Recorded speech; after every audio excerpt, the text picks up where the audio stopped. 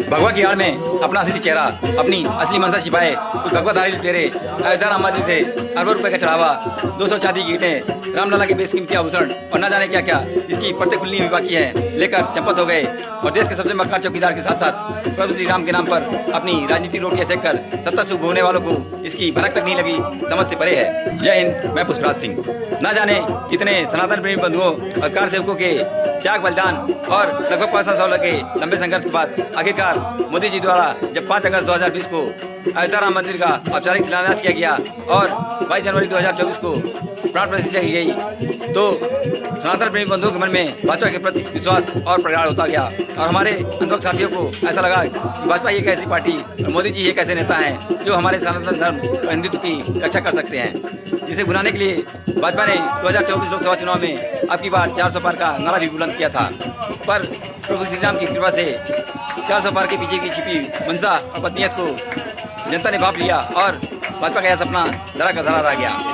प्राण प्रतिष्ठा के महज 2-2.5 साल के भीतर ही जिस तरह से भगवा की आड़ में अपना असली चेहरा छिपाए लुटेरों ने अयोध्या राम मंदिर में चढ़ावा चोरी कर लूट का तांडव मचाया है, उसने करोड़ों राम भक्तों की आस्था को झकझोर कर रख दिया है, हमारे भावनाओं को तार-तार कर दिया है।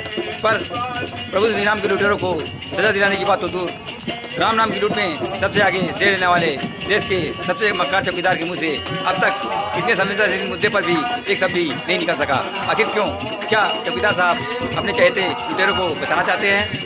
मोदी सरकार के राज में हर संवेदनशील मुद्दे की तरह एक बार फिर प्रभु श्री राम के लुटेरों को सजा दिलाने के नाम पर SIT जांच कर पिछले स्तर के 8 कर्मचारियों जैसे ड्राइवर, कैशियर पर FIR दर्ज की गई है, जिनके घरों पर अब बुलडोजर चलाने की तैयारी की जा रही है।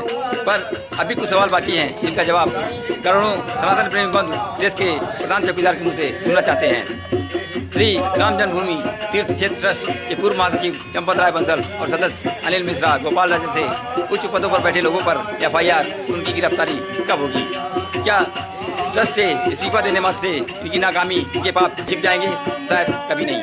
अब देखने वाली बात तो यह है कि चंपत राय बंसल और अनिल मिश्रा के इस्तीफे पर ट्रस्ट द्वारा 6 जुलाई की बैठक में क्या फैसला लिया जाता है। क्या इनका इस्तीफा मंजूर किया जाएगा या इनके अकाउंट द्वारा इन्हें दिल्ली बुलाकर किसी और बड़े मंदिर, बड़े खजाने को संभालने की जिम्मेदारी दी जाएगी?